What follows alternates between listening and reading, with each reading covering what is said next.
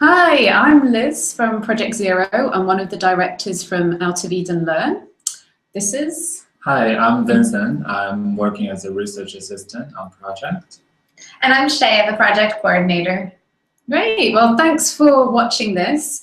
This is a very informal, pretty light-hearted look at how Out of Eden Learn works. And we hope here to familiarize you with our platform and how to do things you need to do if you're doing a learning journey on Out of Eden Learn. So with no more ado, and as Shay is switching to our screen, I'll just say for more information about our project, we invite you to go to our website, learn.outofelenwalk.com. Right, but to start with, Vincent's going to talk us through how to register a class. Great. Once you're on our website, you will notice on top right there is a blue button that says Educator Register. If you click on that, you'll be asked to fill in some basic information about yourself, including your email address, which is where you will receive notification from us. And here in special instructions, you can put in requests to be grouped with other educators in the same learning group. And once you've done that, be sure to check the box of terms of services. And we do recommend you to read them, but we're not going to go through the details here. I'll just add, though, a key thing is that we cannot have students sharing personal information or photographs of themselves. And so we ask you to help us maintain the privacy of students. Great. All right, so I'm going to go on in now, and I'm going to log in as myself as SK so that you can see what it looks like to be an educator. Great. Now we're in the dashboard of an educator account. So first, here is a profile picture of your account. On the drop-down menu, you're able to edit your profile. You can, at the bottom, change your picture. The default picture is an owl, but we don't want too many owls and probably on our community. Go back. And here you're looking at the dashboard. There will be a list of all the classes that you are the educator of.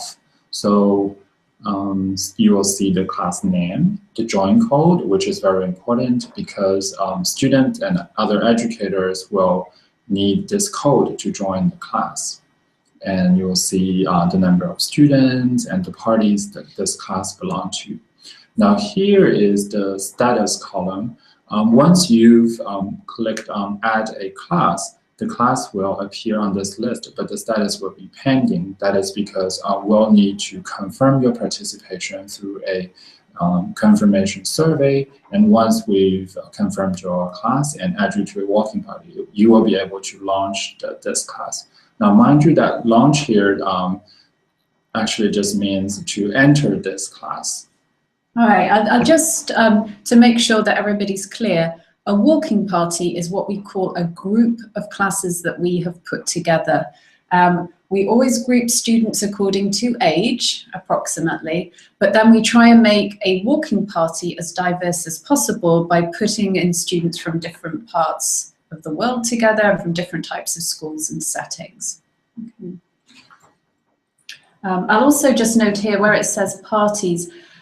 This isn't quite accurate. That's actually the learning journey that's happening.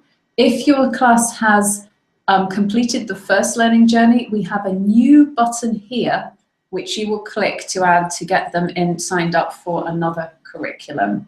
And the curriculum can be found here. We are currently offering Core Learning Journey 1 and Core Learning Journey 2. And if you click on those, you'll be able to see and print out the curriculum. Okay. Right. Now let's take a look at what it looks like once you are in the walking party. So here, each red dot represents a class that's in your walking party, and the progress bar actually shows which footstep you're at right now. And here you have the tour function, which will take you on a virtual tour of the features on the website. We recommend you using this when you are on this interface for the first time, but please don't confuse them with real-time student works. They are screenshots that we've taken to show you how the website works. Oh, and just remember here, these show all the dispatches that Paul has written and which you can click on and read. Okay. Shaya, you want to take us through? Sure. So in order to get to the footsteps, which are each part of the curriculum, there are 6 footsteps in total. They're listed here on the side. And we're going to take you into a footstep and show you what it looks like. All right, so every footstep has 3 parts. The first part is to engage with Paul's journey, which just means it will give you either a dispatch that is annotated or a piece of video or a piece of audio that you can use to follow Paul's journey or engage with. And then we also, for part 2, will offer the meat of the footstep, which is an activity. So for this footstep, it's take a walk in your neighborhood, and we detail the activity here. And then for part 3 is interact with your walking partners, and we offer some suggestions and invite the students to post and comment on each other's posts. And in order to engage thoughtfully, we've developed a dialogue toolkit to allow our students to have some suggestions on how they can respond to posts. So when they're commenting, for example, they can hit the appreciate button and then share in their comments what they like or value in the post that they've read. And then there are other different functions of the dialogue toolkit. And we'll take you just a word on the teacher tips. Right. These are some ideas for how you might introduce the footstep into your classroom. Yeah, they're optional, but teachers often find them handy, and you will be emailed those as well, along with a notification that a new footstep has landed in your walking party. All So right. you want to go back to that one? So we're going to go and show you how to post. When a student is ready to make their post, they click on the bright blue button at the top here that says post. You can type in your post here. And if you want to add pictures, you can add images. If you want to add audio, you can add audio here. We don't have the video function available. We can't host videos on our website, but you can add links to videos via Google Drive or whatever it may be.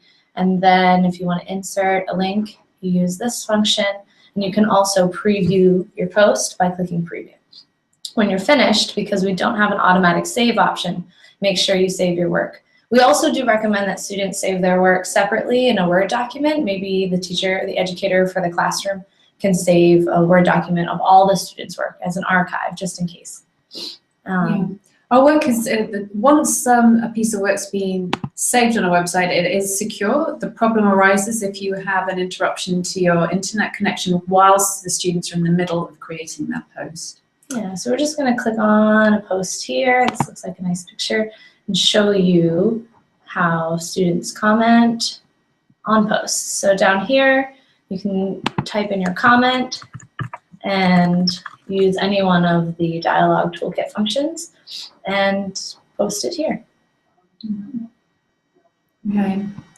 You'll see that some of this resembles social media and that the students' work is displayed quite well for students to browse through and click on what they want. And if they wanted to see everything that this student had done, they could click on the icon and it would take to an activity feed of the work that that student had done.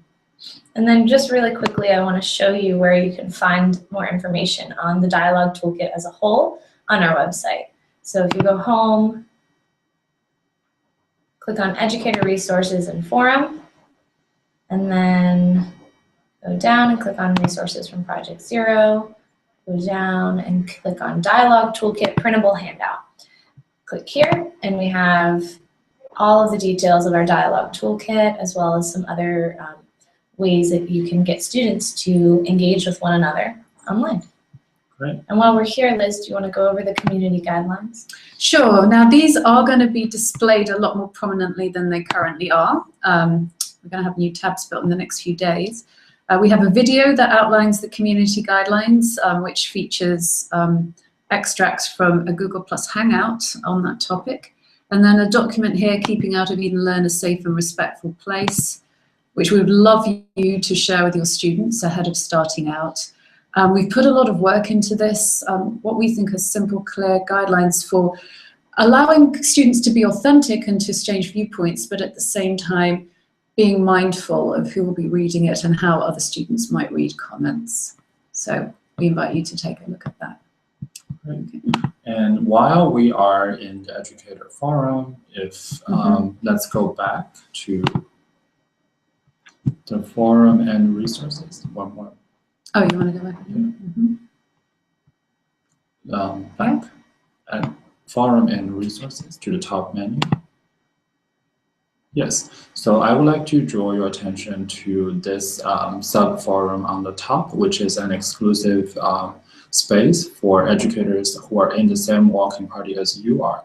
And here we recommend educators to introduce yourselves and share ideas about your activities. And the way to get to this forum is on the dashboard. You will see a connect button. I'm going to go to my dashboard. Yep. Yeah. Right here is the connect button that will take you to the forum. And I'll say that we encourage, whoops, that's not a good advert. So let me try this one here. Let's see what's happening with that. That's just a test account. That's Yeah, I think that's the problem. And we encourage you there to contact, communicate with other educators, introduce yourself, maybe give a heads up about what you're doing in class. And what we love is when educators organize extra events like Skype conversations between classes, communication, sharing other stuff. We don't facilitate it, but we love all that kind of stuff. Another feature, just while we're on here, a class roster is available if you click here. This is a kind of a made-up class that I've just made here. But it would tell you here how many footsteps each child had completed. You could see each child's complete profile of work by clicking on the icon. And if a student forgets their password, you can very conveniently change the password for them there. And you yourself can change your own password just by trying to log in and pressing the change password button. Great. Vincent, do you want to talk about compatibility? Yes, our website is designed to be compatible with all devices, including PC, Mac, and tablets. Although we do recommend editing the work from a computer, but it's perfectly functional and works smoothly to browse the work and the website on a tablet. Great. And then you'll see this, if you scroll down on our website, we have various features.